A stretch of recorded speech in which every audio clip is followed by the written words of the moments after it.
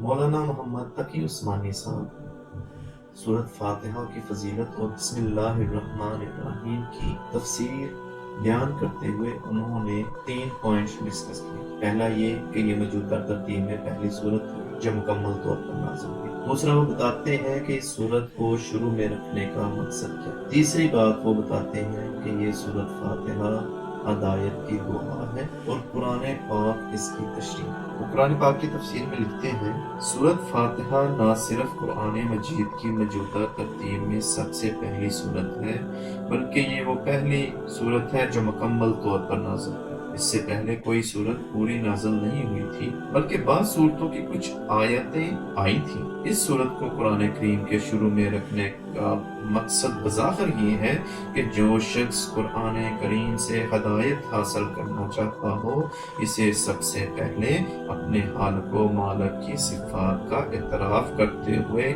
इसका शुक्र अदा करना चाहिए और एक हक के तलबगार की तरह इसी से हदायत मांगनी चाहिए। चनाचा इसमें बंदों को वो दुआ सिखाई गई है जो एक तालिबे हक को अल्लाह से मांगनी चाहिए, यानी सीधे रास्ते की दुआ। इस तरह इस सूरत में सराते मुस्तकीम या सीधे रास्ते की जो दुआ मांगी गई है, पूरा कुरान इसकी तशरीह है कि वो सीधा रास्ता क्या है। अरबी के कायदे से रहमान के मानी हैं वो ज़ात जिसकी रहमत बहुत वसी, यानी इस रहमत का फायदा सबको पहुंचता हो, और रहीम के मायने हैं वो ज़ात जिसकी रहमत बहुत ज्यादा हो, यानी जिस पर वो मुकम्मल तौर पर हो। अल्लाह ताला की रहमत दुनिया में सबको पहुंचती है, जिससे मोमन काफिर सब फैज़याब होकर रिस्क पाते हैं और दुनिया की नेमतों से फायदा उठाते हैं।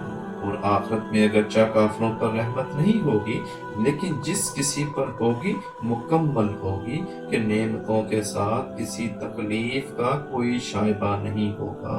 रहमान और रहीम के मायने में जो ये फर्क है, इसको ज़ाहिर करने के लिए रहमान का तर्जमा सब पर मेहरबान और रहीम का तर्जमा बहुत मेहरबान किया गया है।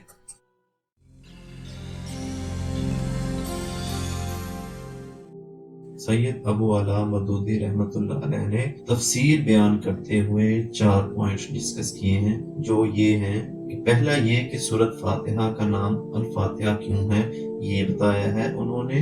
दूसरा, इसका ज़माना नज़ूल क्या है। तीसरा, उन्होंने ये बताया है कि सूरत फातिहा एक दुआ है। और चौथा, उन्होंने बताया है कि सूरत फातिहा और कुरान पाक का हकीकी ताल्लुक क्या है। वो अपनी तफसीर में लिखते हैं, इसका नाम अल फातिहा इसके मजमून की मुनासबत से है। फातिहा इस चीज को कहते हैं जिससे किसी मजमून या किताब या किसी शय का इफ्तिताह हो। दूसरे अल्फाज में यूं समझिए कि ये नाम दिबाचा और आगाज़े कलाम का हम मायनी है।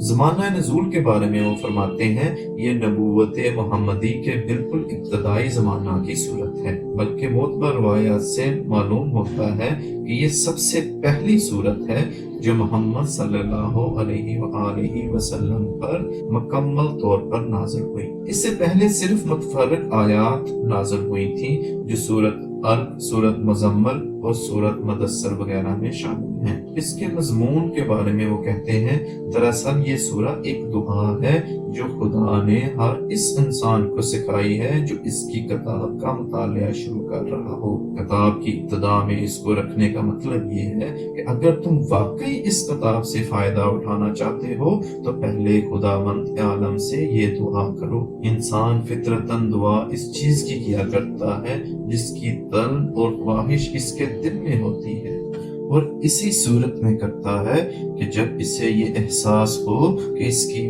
मतलूब चीज इसी हस्ती के इख्तियार में है जिससे वो दुआ कर रहा है। बस कुरान की इब्तिदा में इस दुआ की तालीम देकर गोया इंसान को यह तलकीन की गई है कि वो इस किताब को राह रास्त की जुस्तजू के लिए पढ़े, तालिबे हक की सी ज़हनियत लेकर पढ़े। اور یہ جان لے کہ علم کا سرچشمہ خداوند عالم ہے، اسی لیے اسی سے رہنمائی کی درخواست کر کے پڑھنے کا آغاز کرے۔ اس مضمون کو سمجھ لینے کے بعد یہ بات واضح ہو جاتی ہے کہ قرآن اور سورۃ فاتحہ کے درمیان حقیقی تعلق کتاب اور اس کے مقدمہ کا سا نہیں بلکہ دعا اور جواب دعا کا سا ہے۔ سورۃ فاتحہ ایک دعا ہے بندے کی جانب سے اور قرآن اس کا جواب ہے خدا کی جانب سے۔ بندہ دعا کرتا ہے کہ اے پروردگار میری رہنمائی کر، جواب میں پروردگار پورا قرآن اس کے سامنے رکھ دیتا ہے